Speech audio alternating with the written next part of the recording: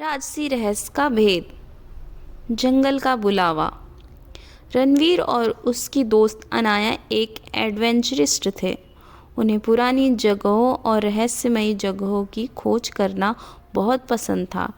एक दिन उन्हें एक पुरानी डायरी मिली जिसमें एक खोए हुए किले का जिक्र था।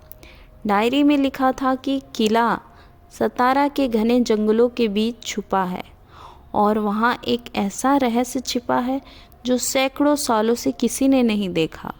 जंगल की गहराई। दोनों ने तय किया कि वे किले की खोज करेंगे। उन्होंने जरूरी सामान लिया और जंगल की ओर निकल पड़े। जंगल बहुत ही रहस्यमयी था। चारों ओर बड़े बड़े पेड़, पक्षियों की आवाज़ें और अचानक से सुनाई देती अजीब सी फुसफुसाहट। उन्हें ऐसा लगा जैसे कोई उनका पीछा कर रहा हो। रात के समय उन्होंने जंगल में एक जगह कैंप लगाया। तभी उन्होंने एक अजीब सी रोशनी देखी जो दूर कहीं चमक रही थी। अनाया ने कहा, यह रोशनी शायद किले की ओर इशारा कर रही है। अगले दिन वे रोशनी का पीछा करते हुए किले तक पहुंच गए। यह किला बहुत ही खंडर जैसा था, लेकिन उसकी दीवारों पर प्राचीन शिलालेख बने हुए थे। जैसे ही रणवीर ने एक शिलालेख को छुआ, एक गुप्त दरवाज़ा खुल गया। दरवाजे के पीछे एक लंबा रास्ता था जो ज़मीन के नीचे की ओर जा रहा था। दोनों ने मशाल जलाकर अंदर जाने की हिम्मत की। वहाँ नीचे एक पुरानी तिजोरी थी, लेकिन तिजोरी के पास एक परीक्षण पजल लिखा हुआ था।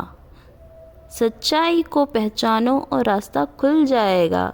झूठ को चुनोगे तो हमेशा के लिए यहीं रह जाओगे। परीक्षण को हल करते हुए उन्होंने तिजोरी खोली।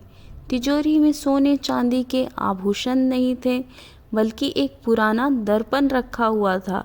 जैसे ही अनाया ने उसमें देखा, उसने अपने भीतर की सारी सच्चाइयाँ देख ली।